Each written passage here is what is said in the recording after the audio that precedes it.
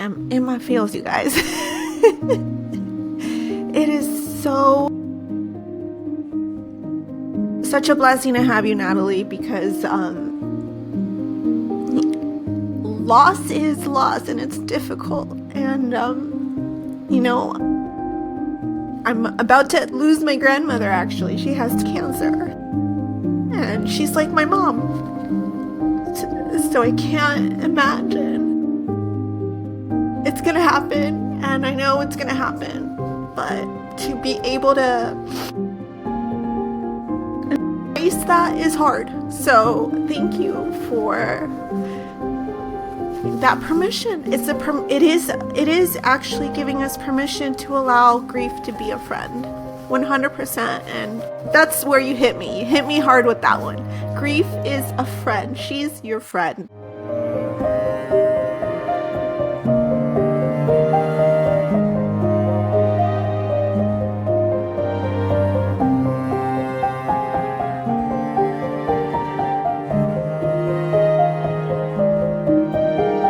All right, ladies. She started recording. How are you guys doing? I know. Doing well. How are you? How y'all doing? Good. I love all the faces here today.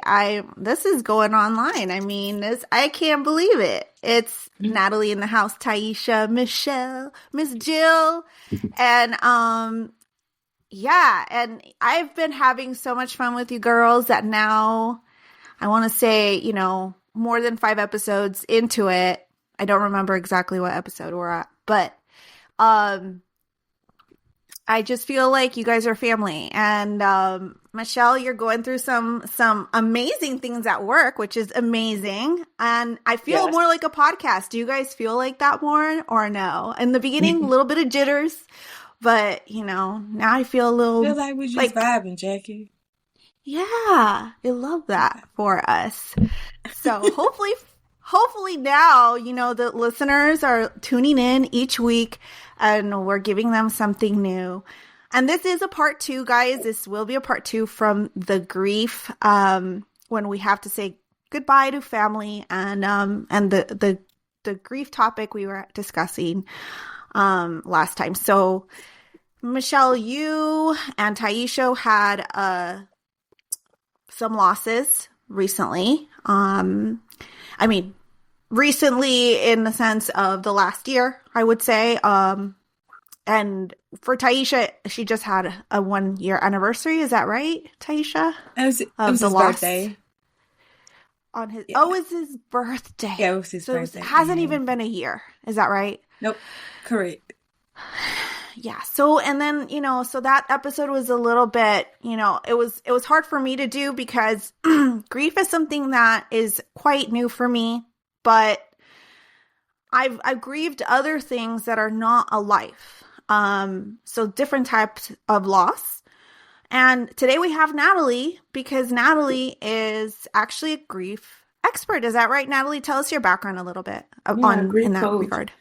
Grief coach. My mom passed 22 years ago. And from that, I started really trying to understand what grieving was. And so I started researching it from so many different aspects. I got certified in it from the Western perspective, but I went into, how tribal African tribes dealt with grief, how Native Americans dealt with grief, how the Jews dealt with grief, just looking at it from different perspectives, because in our Western, society, we do not deal with grief. It is something that happens. We kind of put it aside and we're supposed to just keep going forward with little resources, right? And then it almost becomes taboo if it lasts too long. So a lot of times we hide our grief and we are not allowed to express it. We're not allowed to give permission to be in it for a long time, right? We want it over with because we got to get back to work. We got to get our lives going and we don't have room for that. And so a lot of times you would hear people say, if you are of any belief system of, like the afterlife and you're going to heaven, then it's like they're in a better place.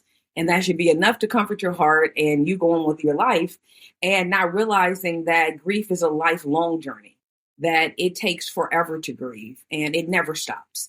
And so I started doing grief classes and holding support groups for grief, just to kind of educate us on grief and help us understand the differences between grieving and mourning and giving people permission. And, a lot of times I had people in my group and like, yeah, it's been, the new ones we're kind of compassionate with, right? It's like, oh, it hasn't even been a year and it's only been 6 months, but you go into year 5 and 10 and 20 and people start giving, okay, how long is it going to take you? When do you get out of it? You must be depressed because you're crying still, and just not understanding what grief does to our life. It changes us.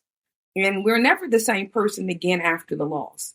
And it becomes futile to be trying to get back to that person, because that's what the effort almost is. Like, let me just get back to the rhythm, back to the way life used to be. And that's doesn't happen. So it's embracing, right? This thing that I've been changed by this and allowing it to change me, hopefully in beautiful ways, which is why I talk so much about grieving and mourning, because we can choose to allow it to expand us, to make us see life different, more beautiful, right? That is, life is short and we never know when someone's going to leave, and jump on that and love people better, or we can become really enthralled in it and we don't know how to balance it. So grieving is, right, the grief and the gratitude. It's the sadness and the love. It is living a life of ands, and really big ands, because when the waves come, the waves come. And I tell everyone, just ride the waves. Let the feelings come, let them come over you, do whatever you have to do, and then they'll pass, because that's the nature of an emotion, is that it passes. So that grief can feel so overwhelming that it takes you to your knees and it makes you afraid. And a lot of times we don't talk about how afraid you are when you're in the throes of grieving. Is that what you went through as well, Natalie, when you lost your mom? And oh gosh, yes. It took me, I was 27, I want to say, something like that. My daughter was just 18 months and I was just lost. And I was lost for years. I mean, my grief story was one of a lot of loss, a lot of trying to figure out. And then it's the secondary loss, right? And it's everything that comes with it, because your family dynamic changes. It doesn't look the same as it used to. For me, the glue was my mom. Her being gone, then everybody kind of fragmented, and you got to find your way. How do you connect again? But it's not connecting the same. So it's how do you now have family that looks different, right? Same people, but everybody's doing it different, and then being gracious enough to give everybody their space to grieve differently, because we do it differently. And sometimes that's the factor that kind of causes a lot of grief in the family, or upset in the family, because we don't grieve the same. So it's like, okay, the one that's crying and really into it, as far as emotional, they tend to be like, well, why aren't you more falling apart? Like, you must not have loved them as much. Or, we start judging and criticizing, instead of giving people space to just be and figure it out as you move. Yeah. wow. Yeah, no. And just to give you a little bit of what happened on our last episode of this topic, is that Michelle actually had a bout with her husband, right? When she didn't realize that she was already entering some of these stages of the anger that comes with the grieving. And it took, was it your therapist to really talk about it? Yeah, she was like, my girl, you are grieving in a way that you don't know that you are. And it was, my poor husband, I destroyed him with words and with everything that I had in me. And it was really hard. It was really hard. And it was like, and I don't know if I told you this, Jackie, and everybody, but it took my sister to say, I did the same thing to my husband, to really understand that that we were both grieving in the same way. And maybe it's that type A personality that both of us, we have. And, but that's what it took, was somebody else to point it out to me. Yeah. And it's crazy because a lot of it, thank you for actually telling, or reminding us, Natalie, about how we grieve as a culture here in the United States, or, maybe North America. We don't talk about it enough. Do you have a reason, or do you understand that part as to why, as a culture, we do that compared to other cultures that, like Jill was saying, we left on that beautiful note, which she called, in her Jewish background, a celebration of life. So that was a different kind of grieving, I guess, a different perspective on losing somebody. It was more of a happy thing and a heartfelt thing, rather than something somber and sad. So do you know why, maybe as a culture in the United States or Canada or North America, why don't we share more? Or why is it that I only ask because I'm coming from a very different culture, and maybe we'll talk about that later, but. Well, I mean, I think some of it is that we are very individualistic. And so we are used to doing everything on our own, and community and I mean, we have a sense of what community is, right? And family, but we don't really lean on it like a lot of other cultures, right? They go all around each other. It is uplifting, like in some of the African tribes. You stay with your person for like a month or two, right? And you allow them to grieve until it's finished. It's not this quick thing. It's we wail together, we mourn together, we are in pain together. The Jewish custom is a year, right? You get a whole year of grieving. Where you get to just be in sackcloth and ashes for a year, and no one's expecting anything of you, and the community picks you up, right, and carries you. And that's a different. Can I have that for a year? Right? I would love that. Oh, it's great, right? And so it's this difference that we live in that it's like, okay, and we're all into productivity, right? So let's pick it up. Let's keep it going. If you're down too long, something's wrong with you, which is why a lot of people that go into grief, they start feeling like, oh, I'm depressed because it's been, a month and I'm still crying and I'm still feeling lost. And I still don't know how to put things together, but you're not supposed to. You had your person for this amount of time, and now they're gone and your whole life has been flipped upside down. Why do you have to have it together right now? Why can't you give yourself the space and the grace to be able to kind of figure out this whole new way of doing things with a heart that's not beating the same, with a rhythm that has changed, with the anchors that are gone? Why can't we be lost for a while? Why can't we not know which way to turn and be a mess? And to what you were saying, Michelle, after I lost my mom, it was such a crazy period of time for me. And I too went into that with me and my husband, like never argue, right? We've been together since we was 15. So it's just like this chemistry we have that, everything works out. But it was the first time ever that we were not on step together. And God, he was getting on my nerves. I mean, good Lord. I mean, it was just like, you just, right? And I was like, you don't feel me. You don't understand.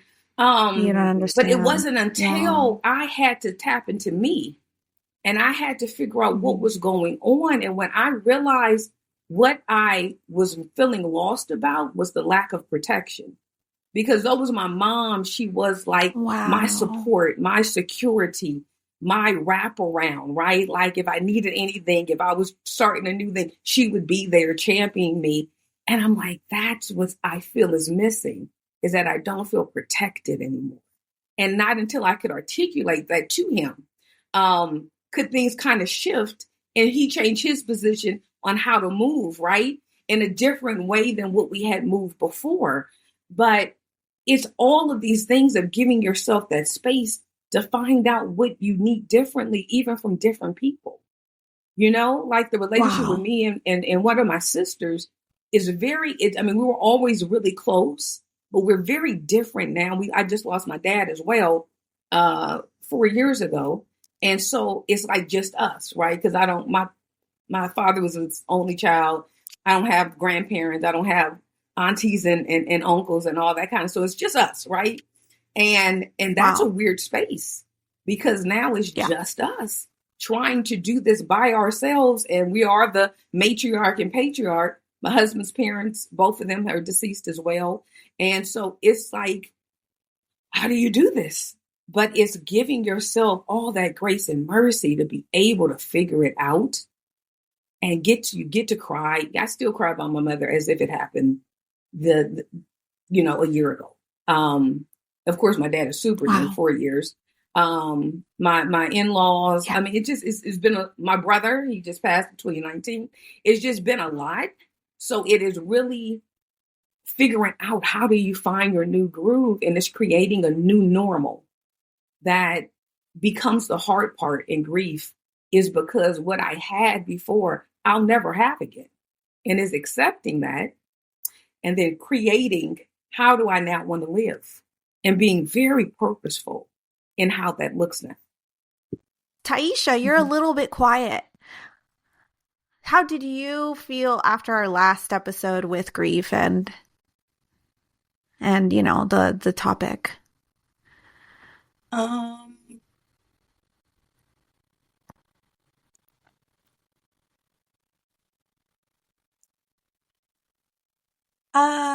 I felt okay, so I felt good. Well, I guess I can say good for lack of better words, because it was like I spoke about it, but it was more so of me, using my story to help the next person, if that makes sense, versus me actually sitting in the moment of grief.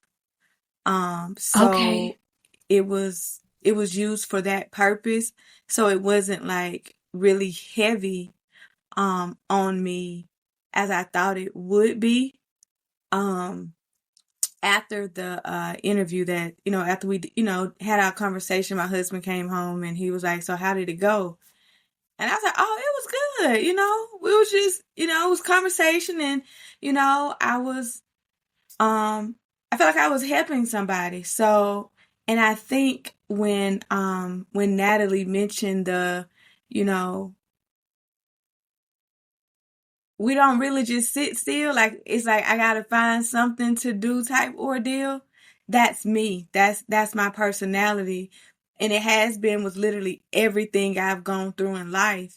So with the death of our son, it's like I can't I have to give myself, like, said out loud, like, you have permission to grieve. Because if I don't, I try to just keep moving and keep moving. So, since then, I've been a part of a healing weekend that I did with my spiritual mom and some other ladies. And on my healing board, it was like, give yourself permission to grieve, because I'm like, okay, I'm okay. I'm okay. And she was just like, you're not. And it was a cry that was so deep inside of me. And it just came. And I know that I'm not done. I know there's still some more left, but for me, it's a little different because I'm making sure my husband is okay, because that was his only child. That's his seed. That's his only child. And everything that we went through to even be a part of his life, all of the channels, all of the court, the whole everything that came along with it, is just like a ton of bricks just sits on you. And of course, being a social worker, being a coach, is like, I know all of these things. I know the stages. I know what it looks like. And I give everybody else grace except for myself, if I'm going to be honest, because it's like, I know why my husband has an attitude today. I know why he's snappy. I know why he's standoffish. But when I do it, it's like, okay, Nikki, get yourself together. Like, you know, so it's just one of those things. And my spiritual mom had to tell me, like, he was your son too. I know he was my son because I called him my son. He even changed his name in my phone to my son with the little Chinese symbol. So I have to remind myself of those type of things and just be like, okay, I can cry. I can be mad at the situation, because he actually committed suicide. And it was because of life circumstances that he had endured, and he was only 18. So my anger and frustration, it comes from the stuff. You get what I'm saying? Like, it comes from the stuff that, one second. It comes from the stuff that he had to endure. And it comes from me having to tell myself that y'all did everything y'all could, and reminding myself of that, and reminding myself that I know he loved me, and he knew that we loved him the same, if not more. So that's my battle with grief. In addition to just the regular grieving process, and grieving his loss physically in the natural, then to have my daughter leave home for college, that's a different type of grief. So to have both of them like back to back is like trying to catch my breath. And then I go back to my spiritual being, and being that I have a relationship with God, is like, it is a time for celebration. When someone dies, we celebrate their life. So then I have to laugh and think about all of the things that we've gone through, all of the fun times, and know that I don't grieve like someone who does not know that they have a relationship with God. So that's my tug of war, for lack of better words. It's interesting you brought something up, Tiesha, that it's been on my mind ever since we started this today recording. I was thinking, obviously I've been thinking a lot about my dad and the circumstances that happened. And, 15 months prior to that, it was my mom. And so now there's like no quote unquote home for me. You know what I mean? There's no home to go to when I go to Brazil. But the one thing that just keeps popping up in my mind that I think that I want to bring here as the person that I am is the grieving over your child when they have a disability. Like, I had to grieve over my son because when you have a child, you you have all these expectations, and you have all of these, when you find out you're pregnant, you think in your head, you're like, he's going to be a football player, or he's going to be like this, or you really don't know them, but you do have a vision of what it's going to be. And when my 3 years old, my son was not talking, I knew that there was something. And it took a long time for me to come to grips that I can do everything that I can do for him. I can give him all the opportunities that I can give him, but I cannot make and change him. I can't change that he has a genetic disorder. I can't change that he has intellectual disability. And who knows if he's going to read or write. He still doesn't. He's 10, And so Like those things, I had to grieve that. And it was a grief. I know that this is going to sound crazy, but it was a grief that I had to deal with that took so long and so much longer and so much deeper than I did for my mom and my dad. You just don't think about these things. I mean, not willingly at least, until you're like head on, having this experience and you give birth to your child and then you're just like, you're right. You have all these, expectations. Who doesn't have an expectation of your child going to school and making friends and going to a normal school to with neurotypical kids? Like those are not even things that you even think about. But those were things that I had to think about. Like he cannot go to a normal school with his peers in the neighborhood. He can't. He has to go to a different school. That's 45 minutes away. But, and so those things, it's. And to be fair, I have thought about it in some ways in a different way. It is so true that the first step would be to grieve a expectation, maybe not a person, but an expectation. And that is a form of loss. And then you can actually acknowledge and accept, what is currently happening with your child. And for me, and this is just personal, find all the strengths and all the wonderful things that they will bring to the table that are different than another person. Yes. Right? So then you can progressively go that direction. Jill, how about you? Yes. Like, I know you've been a little bit on the quiet side. On the quiet side, just taking it all in. Yeah. Yeah, I think I've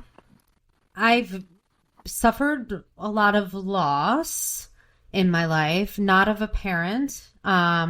But I know we talked a little bit about that. I just feel like I grew up going to a lot of funerals from a young age. We have a lot of cousins in the family, and there was a lot of loss. And that became, I think, between that and culturally as a Jewish person whose, grandparents were Holocaust survivors, there's just a genetic loss, which I feel like that does not only pertain to me culturally. I think there's so much of that, that people have that experience. And I feel like if you have had it, you kind of know what it is. It's like innate in your being. You're just very aware of everyone before you that, that was lost, and you just kind of carry some of that weight. So I feel like that has been very much a presence in a lot of my life. I think that what I spend a lot of time thinking about, and I know I wrote to you, Tiesha, I've been thinking about you so much with everything that you were sharing.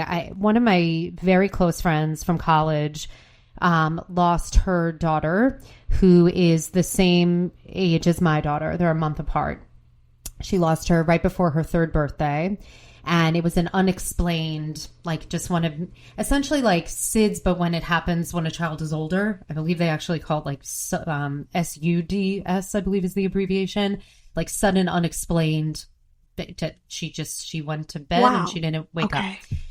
And I just found myself through that whole experience thinking, one, no loss is easy. All loss is painful. It doesn't matter. Absolutely. It doesn't matter when you have time to prepare. It doesn't matter when you don't.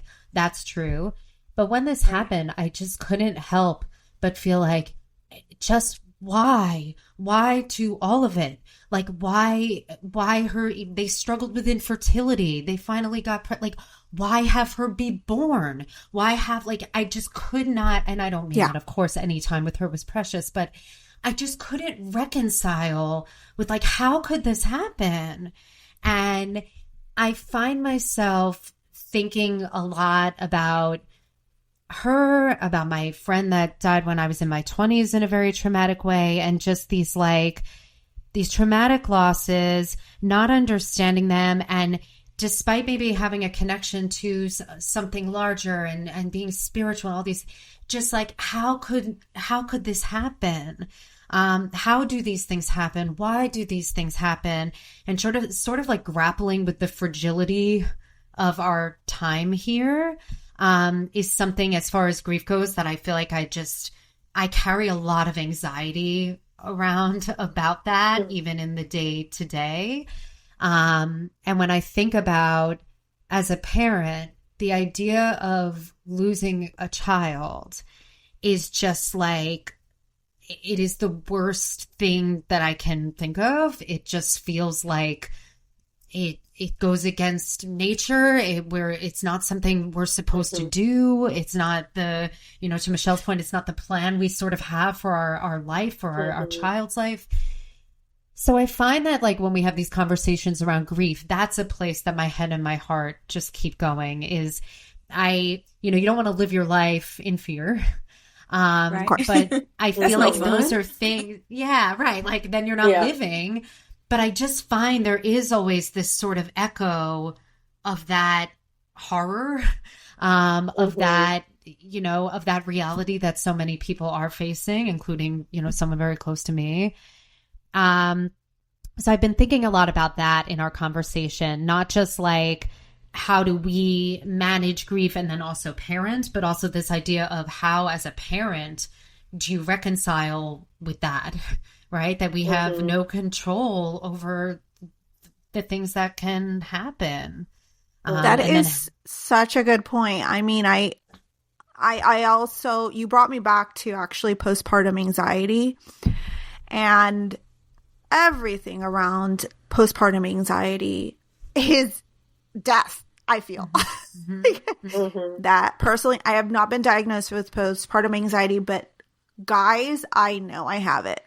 And I imagined all kinds of death scenarios already with my poor child. I mean, the images are awful, or they're atrocious. And so intrusive. Like, when we're talking about intrusive thoughts, like things out of a horror movie, like it's horrendous. I thought I was losing it actually for a minute after I had my child. I was like, okay, I'm in my 40s.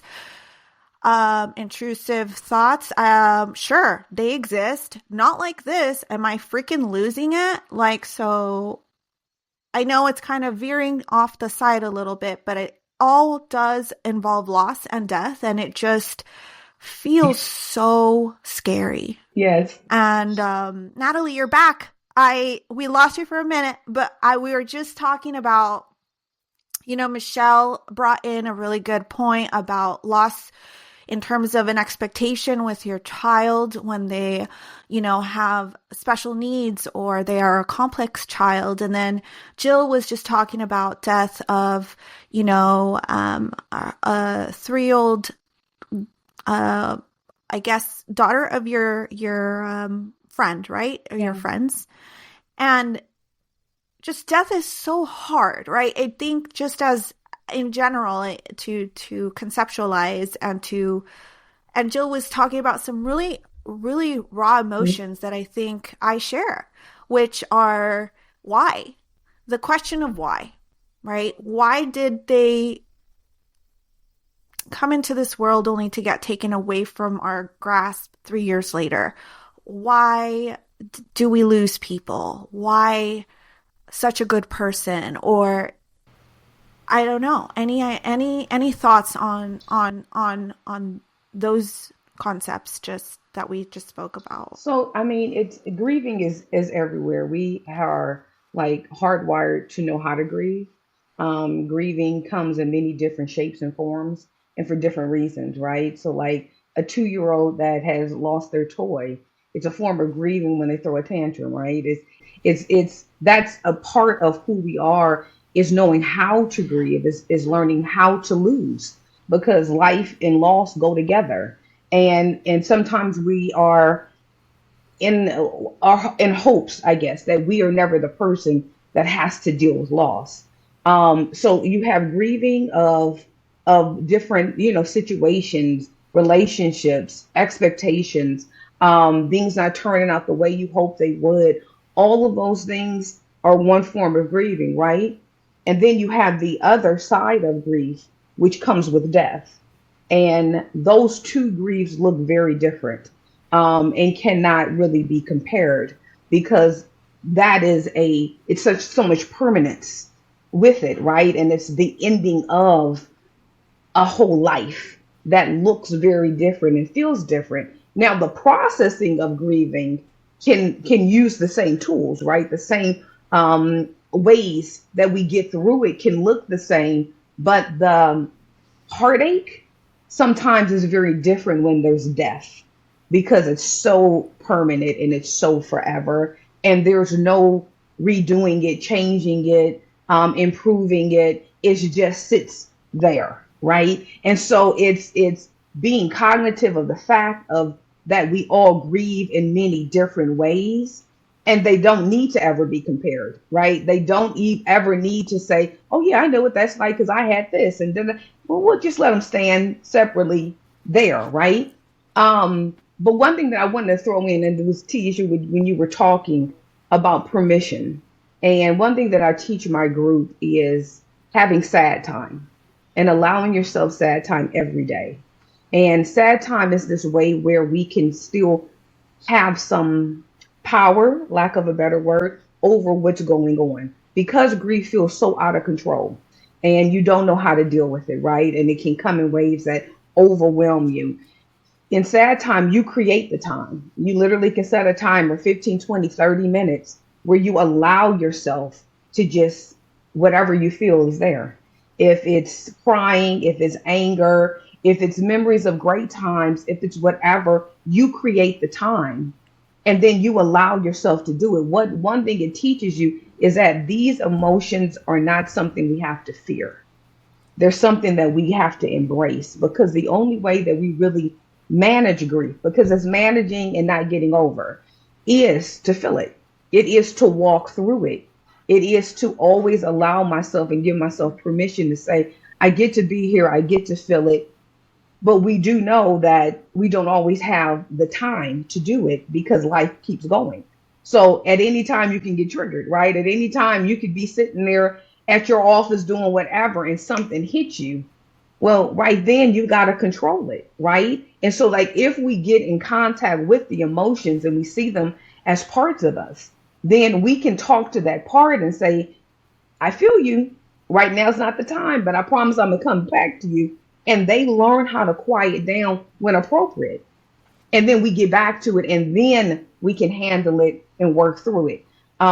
If we learn how to kind of guide our emotions, and we realize they don't have to control us, but we do need to feel them and incorporate them into our lives, we can learn how to grieve and mourn with a lot more ease, and ease is in quotes, as we move along, right?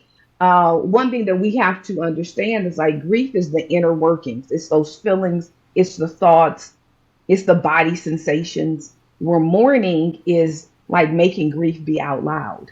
And we all know how to grieve because the body automatically knows how to do it. It's the mourning part that we often struggle with because we don't give ourselves permission to release it. We stop the tears, even when we're by ourselves, right? I'm sitting here alone in my room. I could bawl out crying and nobody would know. And I will stop myself because I don't know how to handle it, right? So when we start doing it out loud, and it's not only tears, you can release your grief with running, with cooking, with jogging, with, with all of these, drawing, coloring. It's the purpose behind it, because it is the releasing of it that we have to become very proficient with, so that the grief does not overwhelm us. Grief is a friend. She is a wisdom that everybody needs to be able to embrace and learn from, because she's been here since humanity began. And she knows how to guide us. It's that we need to befriend her instead of throw her off, so that we can walk this journey, because the journey continues. And, if you've had multiple losses, you realize that it becomes almost an art form to learn how to grieve and mourn and still live. Because everything in you at times wants life to stop for you too. Not because you want your life to end, but you need time to stop. And time keeps going, and that becomes overwhelming, and time becomes cruel because it's like, do you see that my life is falling apart and everybody else keeps going? Everybody else is still moving and laughing and joking, but me, I'm within myself, and life has just stopped. And I have to figure out, how do I give myself permission to stop with it and allow it to overwhelm me and to take me down, and still realize that I get to live and my life does not end here, but it does change. And it's embracing that change that becomes very, very hard. Woo! I am in my feels, you guys. It is such a blessing to have you, Natalie, because loss is loss and it's difficult. And you know, Yeah. I'm about to lose my grandmother, actually. She has 4-stage cancer. And she's like my mom. So I can't imagine. It's going to happen. And I know it's going to happen. But to be able to Yep. embrace that is hard. So thank you for that permission. It is actually giving us permission to allow grief to be a friend, 100%. And that's where you hit me. Yeah. You hit me hard with that one. Grief is a friend. She's your friend. And I hope that, our listeners can get some words of wisdom, some how-tos, some tips, some ideas on how to better deal with loss. You're going to see me cry a lot in this podcast, unfortunately. But it's because I feel so touched by all the topics that we talk about on here, and I feel very blessed that we can do that in a safe space like the Mom Panel. And I guess any other thoughts before we end our podcast episode today on grief? It's been such a wonderful. Maybe I'm hormonal too. I don't know. Yeah. The one thing I will add is that, we've kind of been taught that grief has these stages, and it's these 5 stages that you go through. And then once you get to the end, it's acceptance. And then it's supposed to be all clean and finished, right? But the stages of grief were actually applied to people that were dying. They were not supposed to be applied to people that were grieving. People that were dying go through these stages before they get to acceptance that my life is ending. Oh, wow. Grief does not look like the 5 stages. Grief is all over the place. And acceptance is continual. One theory that I love is Wharton's, and it's about the task of mourning. And the task of mourning take you through how you actually incorporate it into your world. And acceptance is something that is continual. Acceptance is lifelong. It is every time you do something new, it's a new acceptance that you're not going to be here to do it with me.